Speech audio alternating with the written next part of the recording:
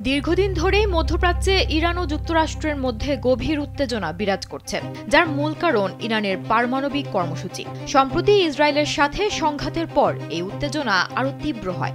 ইরানকে ধরাশায়ী করতে হেন কোনো চেষ্টা বাদ রাখেননি মার্কিন প্রেসিডেন্ট ডোনাল্ড ট্রাম্প।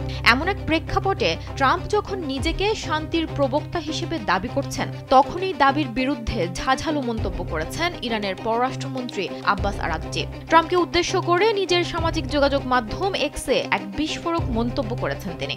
সোমবার তিনি এক্সে পোস্ট দিয়ে সরাসরি অভিযোগ করেন যে ট্রাম্প ক্রমাগত যুদ্ধের উস্কানি দিচ্ছেন। যিনি যুদ্ধ উস্কে দেন তিনি শান্তির মানুষ হতে পারেন না।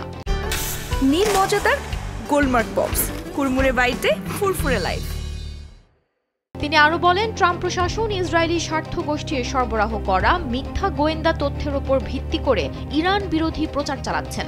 কেননা ট্রাম্প দাবি করেছিলেন ইরান নাকি মাত্র কয়েক সপ্তাহ দূরে ছিল পারমাণবিক অস্ত্র তৈরির কাছ থেকে, যেটিকে সম্পূর্ণ মিথ্যা বলে অভিহিত করেন আরাগচি। তিনি জোর দিয়ে বলেন, স্বয়ং যুক্তরাষ্ট্রের নিজস্ব গোয়েন্দা সংস্থাগুলো এমন কোনো প্রমাণ দিতে পারেনি। আরাগচি বলেন, ট্রাম্প ইসরায়েলের প্রভাবে মধ্যপ্রাচ্যে নতুন সংঘাত উস্কে দিচ্ছেন।